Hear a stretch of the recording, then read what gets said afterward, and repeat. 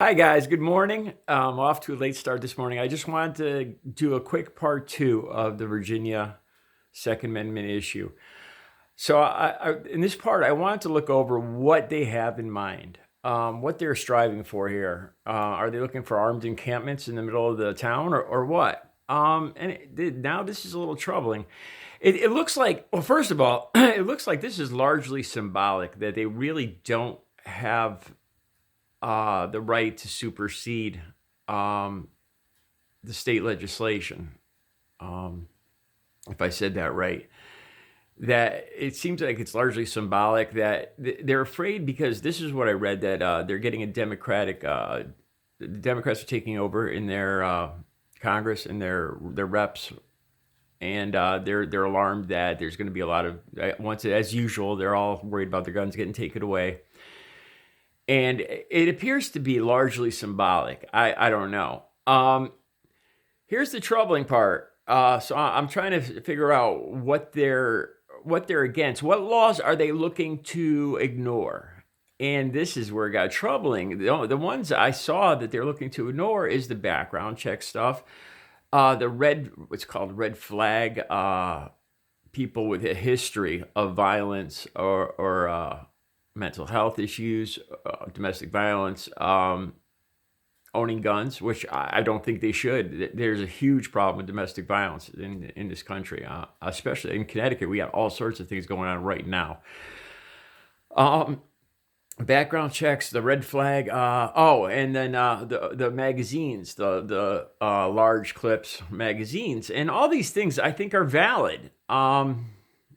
So ignoring those, I don't think is making anybody safer, which isn't that the purpose in the long run.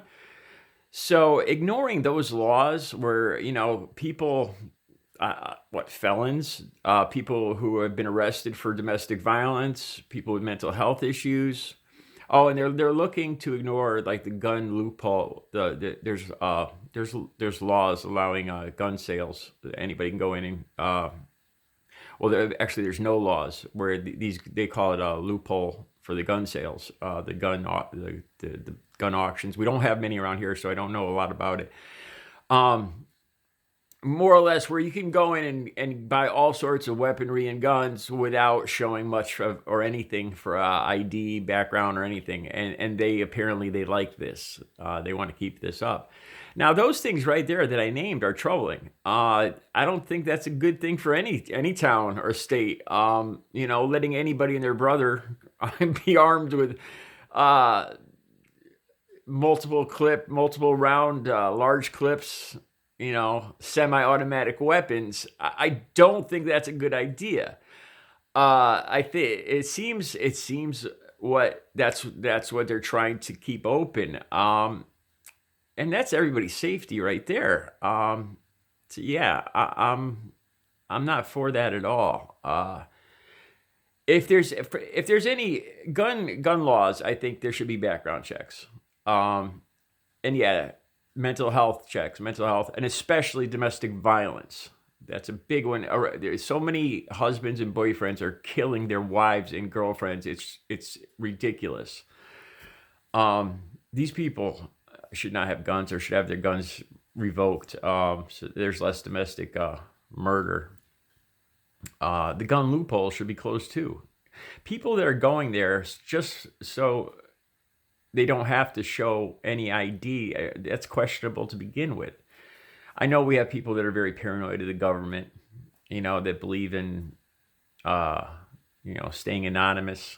Um, but still, yeah, I don't know. It doesn't sound like a good thing.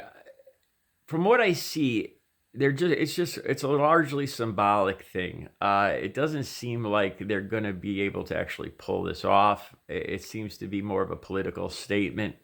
At first, when I first saw this, it started to look like this could be a possible civil war. That's what I was thinking when I initially saw this. Virginia arming themselves against state laws. And then I pictured armed state cops or Army Reserve going in there trying to enforce the law, and before you know it, we got a skirmish of the a possible second civil war. And that's what I didn't want to say, but that's what I pictured initially. I'm a little relieved. I don't quite think it's gotten to that state yet. Like I said, I'm just scratching the surface of the subject, so I don't know. But believe me, I'm gonna. This is gonna be a hot topic for me. Yeah, so that's where I'm at so far. Yeah, I don't think I don't think it's legal. They can't ignore the state laws. I think it's largely symbolic that they want to make a point for the incoming Democratic government that's coming in January. That they want to make a point to them, I think, and that's it. I'm hoping that's all it is. Initially, like I said, because I've seen so many videos of Trump supporters talking about getting their 357 if Trump gets impeached, my mind immediately went to that. And I'm not sure if that's the situation here. So, this is my second video. I'm sorry if I'm jumping around. I'm trying to get up to date on this as quick as possible. And again, I might be, I'm not purposely getting anything wrong, but if I am, please let me know. And I'm going to continue to educate myself all this weekend on this subject. And, but thank you. Thanks for your viewership. Thanks for you guys getting me going on this subject. All right. You guys have a good weekend.